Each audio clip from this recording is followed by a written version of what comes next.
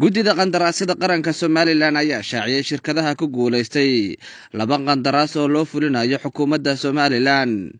Gudoomiyaha guddida qandaraasada qaranka Somaliland Nuux Maxamed Xuseen ayaa shaaciyay shirkadihii ku guuleystay. aynu saako arbacaa u balansanayn go'aan baysta ahaa cidii ku guuleysatay labadii qandaraas waxa ku guuleystay dhaamka inuu qodo Tawakal Earth Construction.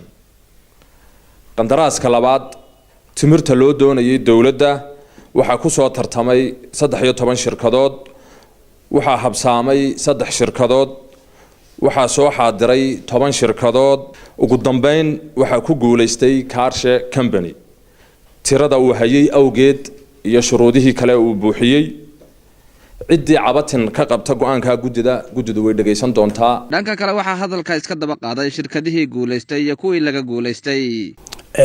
tartanka de kulay inuu ba ku guuleysan la Maxamuud Xasan shirkadda gudoomiyaha Kaarshe oo hambalyeynaya oo baarigaya waxaan leeyahay xilka ku fududeeyo anuguna waan ku qanacsanahay in kastay tahay darbadii noogu horeysay si cadaalad ay u dhacday aad iyo aad baan u qanacsanahay.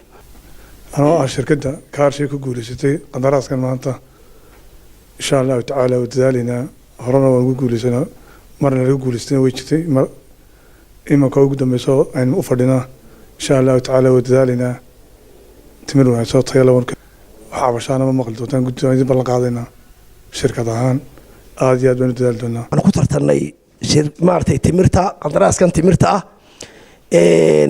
وحنان هاي قرادة مارتي إن شاء الله تعالى يعني أن هلين لكن بقول كيبا بقول وان حبليينيا جدنا وان حبليينيا شركتنا وان حبليينيا تي شركة دي كقول استنا وحلاها الله بركيه أنا قاعد أنت هذا كلامنا إن شاء الله تعالى وحلاها إلهي إذا كيس أنا قلنا كود ما نقول استنا وانا كقر عصرنا هاي أنا كل يوم وحنا هذا شركة عن بقول كيبا بقول 100% وأكو قرعسنا هاي إن شاء الله تعالى سيداسنا وأكو قادناي رالنا وأكون هاي إن شاء الله تعالى كي هلنا الله وبركاته. حمزة محمد موسى عوكه ريال تي في هرقيسة.